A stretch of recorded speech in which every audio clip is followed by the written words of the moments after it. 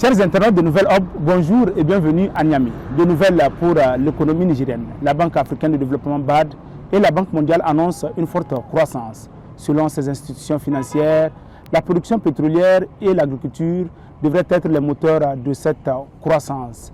Mais à Niamey, ces études ne font pas l'unanimité chez les spécialistes. L'année 2025 s'annonce très bien pour l'économie nigérienne.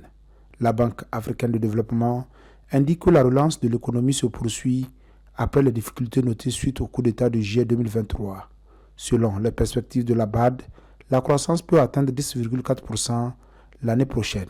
Des données dont doutent plusieurs spécialistes à Niamey. Dans un premier temps, il faut d'abord s'intéresser à la crédibilité des chiffres qu'elle avance.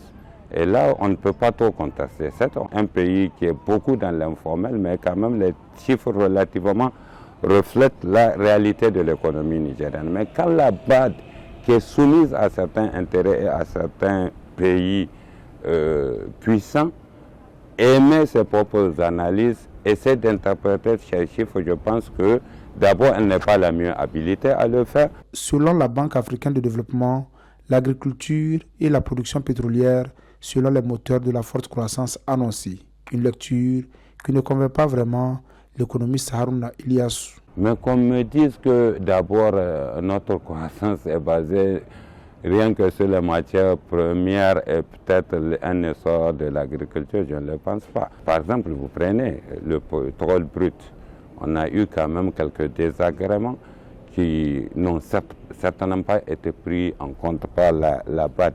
Donc, surtout la BAD, vu le contexte économique, le contexte politique nigérien, ne va jamais oser dire que le type de gouvernance a beaucoup influé sur la croissance qu'on observe. Aujourd'hui, on sait que, par exemple, avec la création de certaines institutions nationales, la lutte contre, par exemple, les détournements est vraiment engagée. Et tout ça, là, en réalité, ça rentre dans la croissance.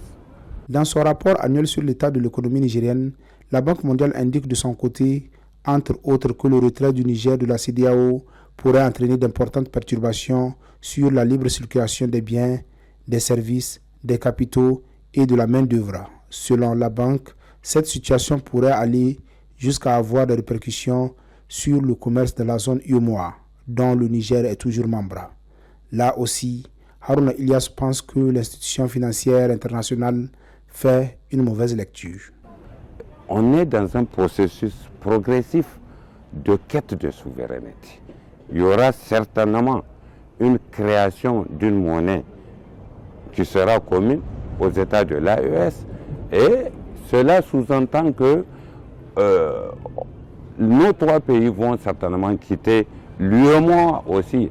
Et par conséquent, cette nouvelle monnaie-là sera certainement le moteur pour booster les économies des trois pays. Dans son rapport publié en début octobre, la Banque mondiale précise également que malgré la hausse prévue de l'inflation en 2025-2026, le taux d'extrême pauvreté devrait diminuer grâce aux fortes projections de croissance du produit intérieur brut et de la production agricole.